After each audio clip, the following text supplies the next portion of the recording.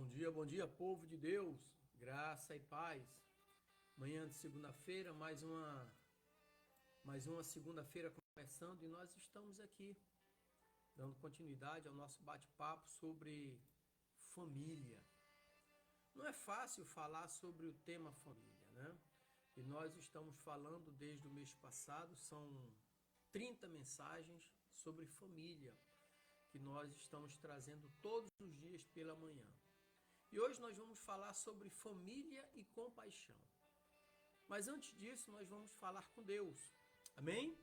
Senhor Deus Santo, vivo, Deus poderoso, Deus Criador dos céus e da terra. Deus, muito obrigado, ó Pai. Louvado e engrandecido seja o teu santo nome, Senhor Deus. E a ti toda a honra, toda a glória e todo o louvor. Obrigado pelo descanso da noite. Obrigado, ó Pai, pela manhã que o Senhor nos dá com vida, por mais um dia de vida. Obrigado pelo ar que respiramos. Obrigado pela água que bebemos. Obrigado pela comida sobre a mesa. Obrigado por vivermos e termos uma família. Em tuas mãos eu coloco a minha vida, a vida da minha família, dos meus parentes, meus amigos, a vida da comunidade cristã da qual eu faço parte. Coloca em tuas mãos como criatura nas mãos do Criador. Abençoa-nos com a tua presença, ó Deus. Torna os nossos dias mais alegres, abençoados e prósperos. Seja repreendido também, ó Pai, do nosso meio, das nossas vidas, todo espírito de enfermidade, todo espírito de desânimo, todo espírito de inveja, todo espírito de contenda, de confusão, todo espírito de vício, todo espírito de prostituição, ó Pai. E que o teu Espírito Santo, Senhor, tome verdadeiramente o lugar em nossas vidas, ó Pai, nos consolando, nos confortando, nos capacitando e nos orientando. Essa é a nossa oração nesta manhã, ó Deus, em nome de Jesus. Amém. Muito bem, senhores. Queridos, vamos falar sobre família e compaixão, ou seja, amar como Cristo nos amou.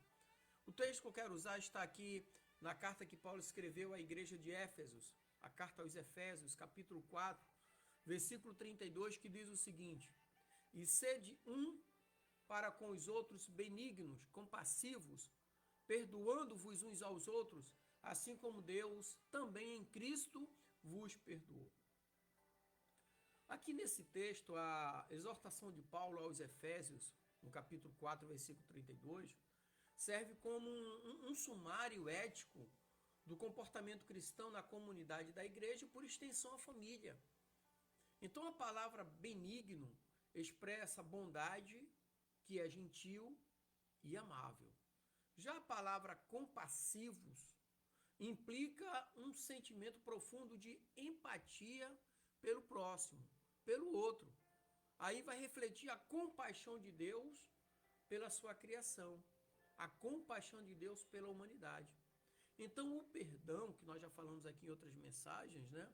O perdão é o ponto culminante desse versículo, Efésios 4, 32. Então, ele vai atuar diretamente e é o atributo mais distintamente cristão, o perdão. E ali vai refletir diretamente o perdão de Deus, através de Cristo, na vida do ser humano. E, por sua vez, nós, como pais, como filhos, nós temos que refletir isso naquele que está próximo a nós, na nossa família. A ferramenta do perdão é aquela ferramenta que esmaga a ação diretamente de Satanás. Satanás não deseja que o homem perdoe, porque o perdão é uma ferramenta divina. Eu quero mandar um abraço, pastor Marco Aurélio. Deus abençoe, pastorzão. Derrame bênção sobre a sua vida, sobre a sua família e sobre o seu dia. Então, esse versículo, Efésios 4:32, ele situa-se no contexto da nova vida em Cristo, onde os crentes são encorajados a despojar-se do velho homem e vestir-se do novo homem. Que lugar melhor do que mostrar o novo homem do que em família? Imagina a vida que você levava antes de conhecer a Cristo, depois que você conhece a Cristo, a tua vida vai mudar e, consequentemente, todos que estão à sua volta vão acompanhar a sua mudança. Ou seja, a sua família vai pegar o reflexo do capítulo 3, versículo 2. Então, como que se define benignidade? Benignidade é uma qualidade que promove paz e harmonia na família e é essencial para o convívio diário dessa família. Então é uma qualidade que promove paz e harmonia na família, benignidade. E a prática da benignidade? Nós podemos dizer que exemplos práticos de como a benignidade pode ser manifestada no dia a dia da família. Como a paz e a harmonia pode ser manifestada no dia a dia da família. Essa paz e harmonia manifestada no dia a dia da família é a prática da benignidade. E por outro lado, nós também temos a benignidade como testemunho. Então, o impacto do comportamento benigno num testemunho cristão é interessante demais e muito positivo na vida do cônjuge e dos filhos. E isso vai refletir na comunidade. Então, a maneira como você trata a tua família é a maneira também como a comunidade vai te tratar, como a vida vai te tratar. Da mesma forma que você trata a tua família, vai refletir a mão de Deus sobre a tua vida. O bem que você pratica, você recebe, porque foi Deus que prometeu isso aí. Abençoarei os que te abençoarem. Então, quando você abençoa, você recebe bênção. E começa dentro da família, não é em outro lugar. Ok?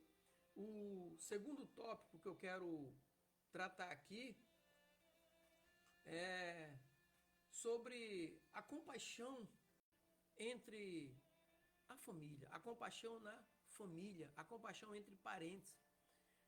Na primeira carta de Pedro, capítulo 3, versículo 8, ele retrata bem essa situação da compaixão entre parentes. Então, primeira situação que eu quero tratar aqui dessa compaixão entre parentes na família é compreender ou compreender a compaixão. Então, isso nos ensina aqui a importância da empatia e do cuidado mútuo na estrutura familiar. Então, nós temos que reconhecer essa importância da empatia e do cuidado mútuo na estrutura familiar. Não é cuidar de um ou do outro, é todos. Eu falo sempre aqui em casa, né, para o Bruno, família é o bem mais precioso que Deus colocou sobre a face da terra. Família é um conjunto, cada um tem uma função vital. Independente da idade, mas cada um tem uma função vital. Um cuida do outro. Um cuida do outro. A segunda situação interessante também dentro da compaixão entre parentes é a compaixão em ação. Assim, tudo precisa ser demonstrado na prática. Ah, eu amo. Você demonstra o amor? Fé. Fé sem obras é morta, sem fé é impossível agradar a Deus. E a compaixão é a mesma coisa, a compaixão ela precisa de uma ação. Então, como a compaixão se manifesta em situações de conflito ou sofrimento da família? Então, ela tem que se manifestar em situações de conflito. Muitas das vezes a pessoa está com dificuldades emocionais e isso causa um descontrole emocional. E precisa ser compreendido pelo outro. E a melhor maneira dele compreender um descontrole emocional, por exemplo, é através da compaixão. A melhor maneira dele compreender um descontrole sentimental, e sentimentos e emoções caminham juntos, é justamente pela compaixão, compreender o eu do outro, compreender a vida do outro, por que ele está fazendo aquilo, ele está com dificuldade. Ontem eu estava vendo uma reportagem à noite, no domingo, na emissora de televisão, e é um caso de uma senhora, né, que tinha 3 filhos, saiu de casa, lá no Acre, e tinha problemas de depressão, e ela acabou passando numa blitz, e foi morta por policiais, né? E a família dela revelou que ela estava tendo problemas de depressão muito forte. Então a melhor maneira de você compreender, por exemplo, uma pessoa com depressão é a compaixão. Agora, eu falei da compaixão em ação. Agora eu quero falar dos frutos da compaixão. Os efeitos positivos da compaixão na unidade e na resiliência da família. Os efeitos positivos da compaixão. Como que nós mostramos os efeitos da compaixão? É a mesma maneira de mostrar os frutos. Assim como a fé sem obras é morta, nós temos os frutos da compaixão. Estar junto, compreender, conversar, procurar entender por que aquela pessoa está agindo daquele jeito. Qual é a dificuldade que ela está tendo porque todos nós temos dificuldades. Então, o fruto da compaixão é justamente a ternura que você tem por aquela pessoa que está passando por dificuldades. O terceiro ponto que eu quero trazer aqui é o perdão como pilar do amor em família. Eu quero usar como referência Lucas, capítulo 17, versículo 3 e 4, que eu quero ler aqui. Lucas 17, versículo 3 e 4, que fala justamente sobre isso aí de uma maneira mais ampla, para que haja uma compreensão melhor sobre o assunto. Então, Lucas 17, 3 e 4 diz assim: olhai por vós mesmos, e se teu irmão pecar contra ti, repreende-o, e se ele se arrepender, perdoa-lhe. E se pecar contra ti 7 vezes no dia, e 7 vezes num dia vier ter contigo, dizendo, arrependo-me, perdoa-lhes. Então, perdão como um pilar do amor familiar. Nós temos situações aí, de vez em quando eu converso com eu e o pastor Marcos, nós conversamos bastante, eu tenho filhos aí que não conversam com os pais, magoado, cheio de problema, sabe? E muitas das vezes o problema que ele mesmo criou e coloca a culpa nos pais. Nós temos pais que não conversam com filhos, cônjuges intrigados por falta do perdão. O perdão, falei para vocês, é aquela ferramenta que Deus nos deu para resistirmos ao maligno. Quando nós perdoamos alguém, os céus entram em festa. Então, dentro do perdão como pilar do amor familiar, o primeiro ponto é o poder do perdão. O papel crucial do perdão na resolução de desentendimento familiar. Então, o papel do perdão ele é essencial, ele é crucial para a resolução de desentendimento familiar. E um detalhe que a Bíblia nos ensina é perdoar como Cristo perdoou. Então, entender o perdão como cristão, como modelo para o perdão do âmbito familiar. Jesus, na cruz, ele olhou para todos que estavam acusando ali, ele disse, Pai, perdoa-lhes, eles não sabem o que fazem. Essa é a força do perdão. É perdoar aqueles que estão à nossa volta. E poder do perdão, perdoar como Cristo perdoou. Agora, e cultivar o perdão? Você já viu alguém cultivando a planta? O cuidado que tem? Ele prepara a terra, ele coloca a semente, ele joga água, ele rega o primeiro dia, segundo dia, aí a semente brota. Tem que ter cuidado porque pode ter formiga, outros insetos ali que vai comer aquele brotinho. Tens que cuidar. Então, cultivar o perdão. Então, cultivar o perdão é estratégia para fomentar uma cultura do perdão dentro da família, cultivar ele. Não deixar que ervas daninhas venham e destruam aquela tua plantação. É a mesma coisa, você cultivar o perdão é impedir que influências externas afetem o teu coração perdoador.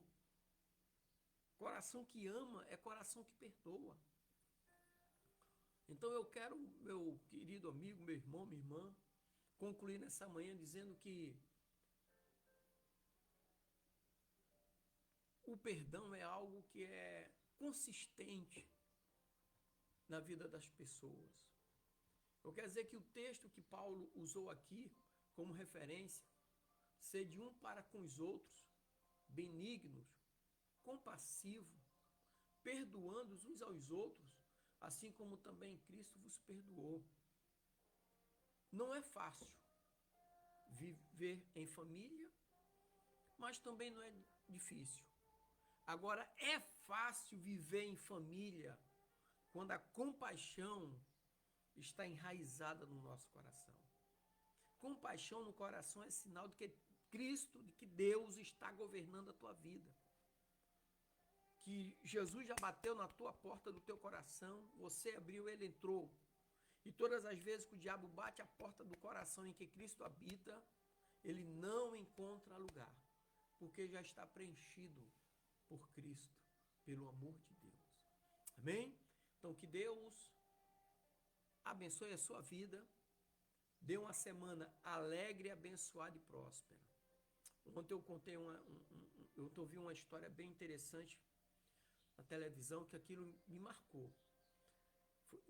Foi entrevistado um homem de 97 anos. E o repórter perguntou para ele qual era o grande recado que ele daria às pessoas. E ele falou assim, o grande recado e o que é que o grande desafio que ele enfrentou na vida. E quais foram as grandes realizações. Então ele falou sobre a grande realização que ele fez na vida dele, aos 97 anos, que foi criar os filhos, cuidar dos netos e abençoar a sua família. Um homem com quase 100 anos de idade, andando normalmente, cozinha, cuida dos afazeres da casa, e a grande tarefa que ele teve na vida foi criar os filhos, cuidar dos netos, netos, bisnetos, tataraneto, né, por aí vai, e abençoar a sua família. Então deu para ver naquele homem que ele tinha compaixão no coração. Viva a compaixão que vem diretamente do trono de Deus, através da pessoa do Espírito Santo de Deus na tua vida. Amém? Deus abençoe, graça e paz. Tenha uma semana alegre, abençoada e próspera, em nome de Jesus.